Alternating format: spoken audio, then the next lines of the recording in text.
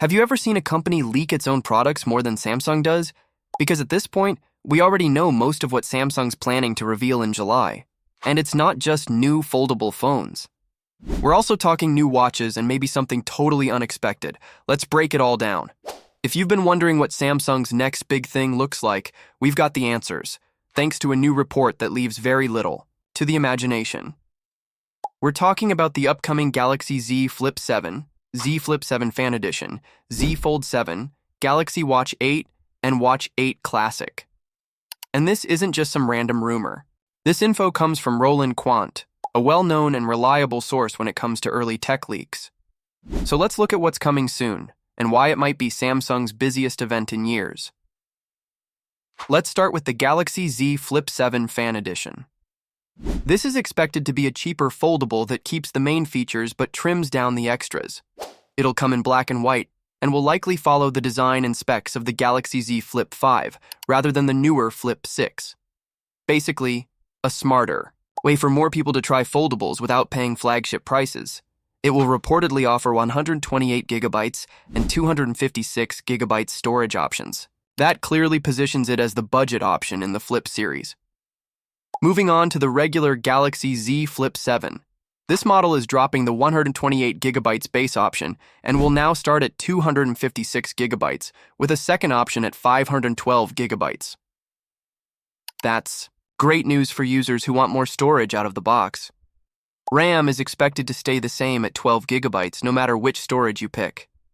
Color-wise, we're expecting black, blue, and coral red. The coral red is the standout, as it wasn't available on the Z Flip 6.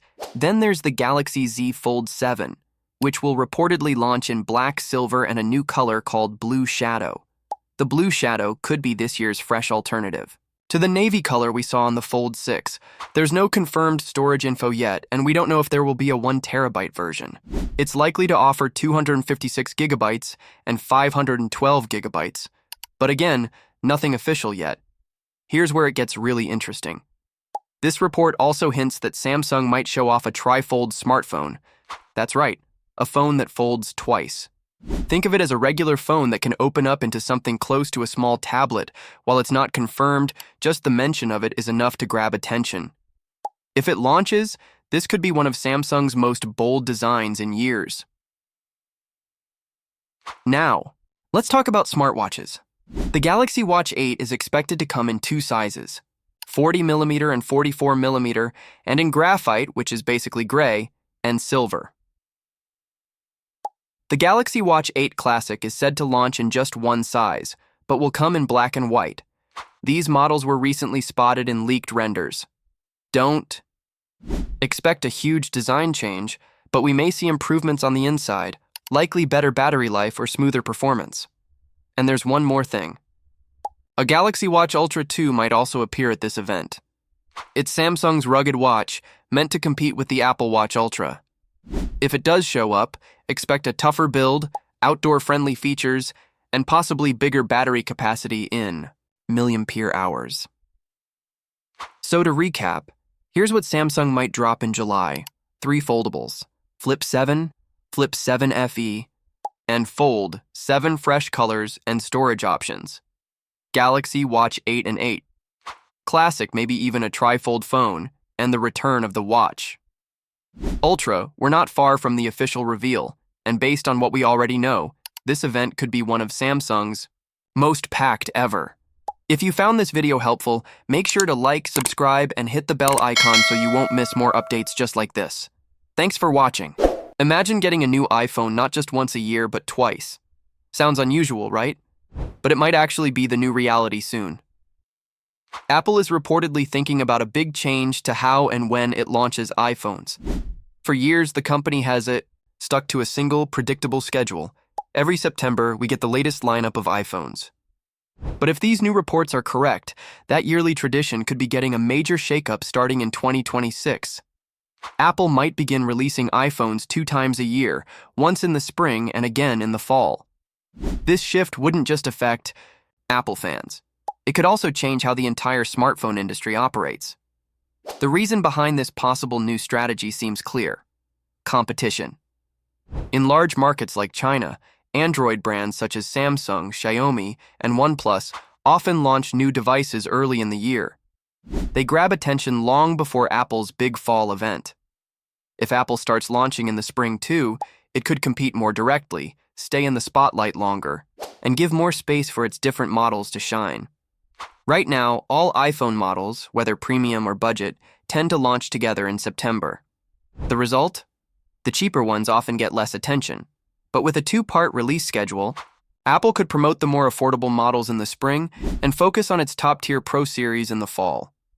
That way, each category gets the time and attention it deserves.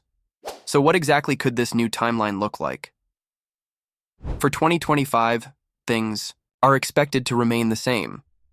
Apple will likely launch the iPhone 17 series in September. That includes the regular iPhone 17, iPhone 17 Pro, iPhone 17 Pro Max, and a new model that might be called the iPhone 17 Air, a thinner version, much like the iPad Air, but the bigger change could begin in 2026, instead of waiting until the high end of the year. Apple may release a new, lower-priced iPhone model called the iPhone 17e in spring 2026. This could be similar to what the iPhone SE series has done before, but on a more regular yearly schedule. Then, in the fall of that same year, Apple would follow up with its premium models like the iPhone 18 Pro and Pro Max, possibly along with a new version like the iPhone 18 Slim or Air. Interestingly, some reports suggest that the regular iPhone 18 might skip the fall 2026 event and instead launch in early 2027, right alongside the iPhone 18e. This kind of move would break the pattern Apple has followed for more than a decade, and it doesn't stop there. By the time we reach fall 2027, Apple could be ready to release the second generation of its foldable iPhone, a device that hasn't even been officially launched yet. Alongside it, the iPhone 19 Pro series and a larger screen version like the iPhone 19 Slim or Air might also make their debut. This whole shift points toward a larger goal. Instead of dumping all products in one event, Apple could create a steady flow of new devices throughout the year. It would help keep customers excited all year long and allow Apple to keep its production lines running more smoothly. Currently, manufacturing peaks right before the fall launch and slows down afterward. With two release events, production could be more consistent, making things more efficient behind the scenes. For consumers, this might mean more choice, more often. You wouldn't have to wait a full year for the next new model. And if you're someone who prefers a lower-cost option, spring could become your favorite season. If you want to keep up with Apple's latest changes, don't forget to like this video and subscribe to the channel. The Samsung Galaxy S25 Edge is coming, and its ultra-slim design is sure to turn heads. But with that sleek look comes a trade-off that might not sit well with many users: the battery size. Recent certifications have now confirmed a detail that many had feared. This model will come with a smaller battery than even the standard Galaxy S25. For those who value long battery life, this could be a significant drawback. According to certification, listings from UL Demco and BIS, the Galaxy S25 Edge will have a 3,900 mAh battery with a rated capacity of 3,786 mAh. Samsung is expected to promote it as a 3,900 mAh battery, but the fact remains that this is a downgrade compared to the 4,000 mAh battery expected in the regular Galaxy S25. This confirms earlier speculation that Samsung had difficulty fitting a larger battery into the Edge model due to its ultra-thin profile. Unfortunately, that concern has now been validated. A smaller battery on what is expected to be a premium device might not sit well with users, especially those who rely on long battery life for daily tasks. Given that the Edge model is likely to be positioned as a high-end variant, it raises concerns about whether paying more for a device with a shorter battery life is worth it. While Samsung may rely on software enhancements and a more power-efficient chipset to offset the reduced battery size, the fact remains that a physically smaller battery still means less total capacity. This isn't the first time Samsung has made